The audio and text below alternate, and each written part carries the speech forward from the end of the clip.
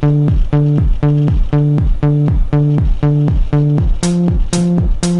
we go. One step at a time, don't be living on the line. Today's video lesson will explore the effectiveness of the use of fiscal policy by examining what are called the multiplier effects of government spending and taxation. Let's begin by reviewing the definition of fiscal policy. Fiscal policy is when a government changes either the level of taxation and/or the level of government spending in order to promote the achievement of a macroeconomic objective. Of course, the macroeconomic objectives a government may wish to promote are full employment, price level stability, and economic growth. What we're going to consider today is the effectiveness of government spending as a tool of fiscal policy and therefore as a way to either increase or decrease aggregate demand. Let's start by looking at a nation's economy, such as that which we see on the right here. Here we can see that the equilibrium level of national output at present of Y1 is lower than the full employment level of output. This economy is experiencing a recessionary gap. Just for the sake of an example, let's say that this economy's recessionary gap, or the difference between its equilibrium output and its full employment output, is equal to $5 billion. If this economy were producing at its full employment level, its GDP would be $5 billion more than it is at present. In addition to a weak level of aggregate demand, this economy has a relatively low price level, which indicates that there may be deflation or disinflation in the economy. Now, a government wishes to stimulate aggregate demand and move it back to the full employment level. It can do this in one of two ways. As we learned in our previous video lesson, expansionary fiscal policy, which would increase aggregate demand, consists of either increasing government spending, we'll call that G increase, or decreasing the level of taxes. Now, this has all been explained in a previous lesson. What we will do today is evaluate the effectiveness of increasing government spending by examining what is called the multiplier effect. The multiplier effect is defined as follows. If a particular increase in government spending leads to a greater increase in aggregate demand than the change in government spending itself, then we say that that government spending has been multiplied and will have a greater expansionary effect on aggregate demand than the initial change in spending would indicate. Let's just do a quick example of when the multiplier effect might exist. So for example, if government spending increases by $1 billion and total aggregate demand increases by $4 billion, the only way this outcome could be possible, an increase in AD that exceeds the increase in G, is if there is a multiplier going on in the economy. In other words, in this case, the $1 billion increase in government spending was multiplied 4 times, resulting in an increase in aggregate demand equal to $4 billion. So this would indicate a multiplier of 4. How do we determine what the size of the spending multiplier in an economy is? In order to do this, in order to determine just how much a particular increase in government spending will lead to an increase in aggregate demand, we must consider some macroeconomic variables known as the marginal propensities to consume and save. Next, we're going to define these terms and then decide how we can use them to find the size of a government spending multiplier. Before we can determine just how large a government spending multiplier will be, we must know how much a change in income among a nation's households will contribute to the level of consumption in the economy and how much of it will go towards savings. This is what the marginal propensities to consume and save can help us do. So the first factor we'll consider is the marginal propensity to consume, which we abbreviate as MPC. A nation's marginal propensity to consume refers to the proportion of any change in income among households in that nation that is used to consume domestically produced goods and services. Therefore, the simple formula we will use for the MPC is the change in consumption divided by the change in income. Let's do an example to illustrate what this really shows us. Let's assume that government spending in an economy increases by $1 billion. And as a result, the income among the nation's households rises by $1 billion. Now, why does an increase in government spending lead to an increase in income of the same amount? This is fairly straightforward. A government spends money on things that are ultimately done by the households of that nation. Let's say a government orders some new weapons or some new fighter jets, and those fighter jets are produced domestically. If the government spends $1 billion on new fighter jets, contractors, the military contractors that build the jets, will hire more people or will pay the existing workers that they employ higher salaries in order to produce these new jets to meet the government's order. This $1 billion will ultimately end up in the pockets of the employees and the shareholders of the companies that make the jets. Therefore, income among the nation's households will rise by the $1 billion. Now, what happens to the $1 billion once it is in the pockets of the nation's households? Of course, some of it will be used to consume domestically produced goods and services. Let's assume that the $1 billion increase in income leads to an increase in consumption of domestic output by $400 million. With this information, we can actually calculate the marginal propensity to consume among this nation's households. A $400 million increase in consumption resulted from a $1 billion, which is equal to $1,000 million increase in incomes. This gives us a marginal propensity to consume of 400 divided by 1,000, which is 0.4. With that number, 0.4, what we know is that for every $1 increase in income among the nation's households, consumption will increase by a further 40 cents. Using this marginal propensity to consume, we'll be able to determine just how much the government spending multiplier will be, and therefore how much additional output will result from a particular change in government spending. Now let's look at the marginal propensity to save, which we use MPS for the abbreviation. The marginal propensity to save tells us basically the opposite of the marginal propensity to consume. If the households of a nation are not consuming with additional income that they earn, they must be saving with it. This is a bit of an oversimplification because, of course, there are certain things that households do besides consume and save, such as buy imports or pay taxes. But for our case, we're going to consider all money that is not spent on domestically produced goods as going towards savings. So the marginal propensity to save is the change in savings resulting from a particular change in income. Now let's use the same increase in government spending of $1 billion and see how this might affect the savings among the nation's households, assuming a marginal propensity to consume of 0.4. So this government spending will increase household income by $1 billion. Which, as we saw above, led to an increase in consumption of $400 million. Therefore, we assume that savings is increasing by the rest of the $1 billion increase in income, which in this case would be $600 million. Now, what is the marginal propensity to save? Assuming that a $1 billion increase in household income leads to $600 million of new savings, the marginal propensity to save is simply 600 million divided by 1,000 million, which is 0.6. Now what does this tell us? This tells us that for every $1 that household incomes rise in this country, savings will increase by 60 cents. And in the case of a $1 billion increase in government spending leading to a $1 billion increase in incomes, savings increased by $600 million. What we should notice right away is that no matter what the MPC and MPS are in a nation, the two will sum up to or will equal 1. Of course, we're simplifying things by saying that households either spend or save any change in their incomes. Now, if you're an IB economics student, you must also consider two other leakages that may occur following a change in income. In IB economics, we understand that savings is not the only thing households do with disposable income. And in fact, what may also happen is that they may buy imports. So we will also consider the marginal propensity to import, which is MPM.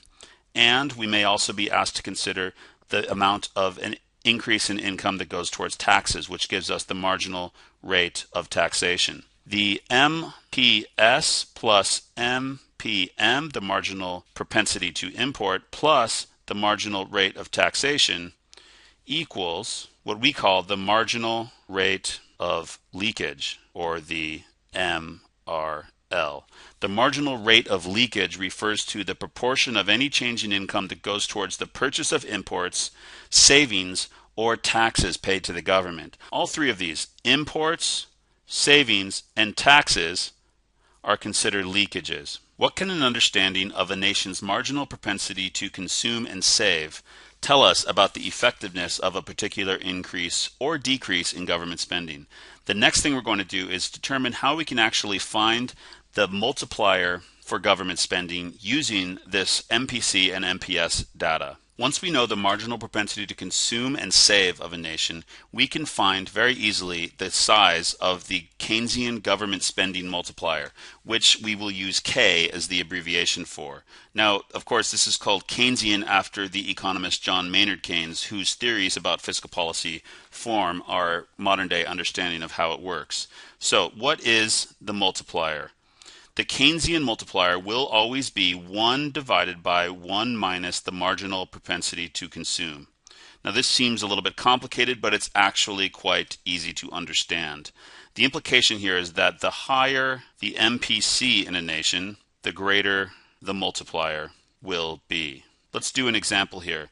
Let's assume that the MPC in a nation equals 0.4. What will the spending multiplier be for a nation whose marginal propensity to consume is 0.4? It will be 1 over 1 minus 0.4, which is 1 divided by 0.6, which is 1.67. What does this number 1.67 tell us? What it tells us is that any increase in government spending will ultimately result in an increase in aggregate demand of 1.67 times that increase in government spending. For example, let's assume that the government spending increases by $1 billion. Again, this will lead to an increase in aggregate demand of the multiplier times the change in government spending. In other words, AD will increase by 1.67 times the $1 billion increase in government spending, which is $1.67 billion. How would this look on a graph? Let's look at our graph on the right here to illustrate the effects of this $1 billion increase in government spending multiplied by the 1.67 multiplier. If government spending rises by $1 billion, there will be an initial increase in aggregate demand of a relatively small amount, just $1 billion. So as we see here, AD will shift out, but the magnitude of that shift will be relatively small, only $1 billion. Graphically, we can see that when there's a recessionary gap of $5 billion, this $1 billion increase in government spending alone will have very little effect at moving the economy back towards its full employment. However, once it has been multiplied due to the increasing incomes of households in the nation, which leads to further increases in consumption and aggregate demand, we have an ultimate increase in aggregate demand that will exceed the original or the initial increase in aggregate demand. So AD will shift out by more than it does following the increase in government spending. Now that's a bit too much because in fact the increase in AD that will result will be just 1.67 times the increase in government spending. So we'll have a new AD curve that's even further out than the original AD curve. So now we see that rather than increasing aggregate demand by just $1 billion, this expansionary fiscal policy increases aggregate demand by $1.67 billion. Now, this is clearly not enough to fill a recessionary gap of $5 billion.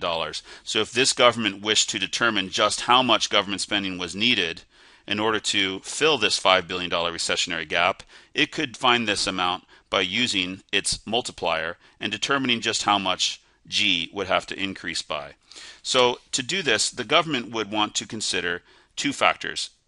A, what is the desired change in aggregate demand? And in this case, we know that is $5 billion. An increase in AD of $5 billion will fill this recessionary gap and move the economy back to its full employment level. Secondly, the government would want to know what is the multiplier. And as we saw before, the multiplier was 1 over 1 minus 0.4, which equaled 1.67. Now, knowing this information, the government knows that it does not have to increase government spending by the full $5 billion to achieve this increase in output. Rather, the government spending that must be changed is equal to the desired change in GDP, or aggregate demand, divided by the multiplier, which gives us an increase in government spending of $3 billion. Now, if the government increases spending by $3 billion, so let's see, government spending increases by $3 billion, this will lead to an increase in AD of 1.67 times 3, which is $5 billion.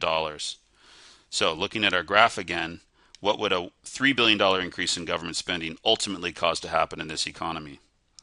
Of course, $3 billion is much greater than the original change of just $1 billion.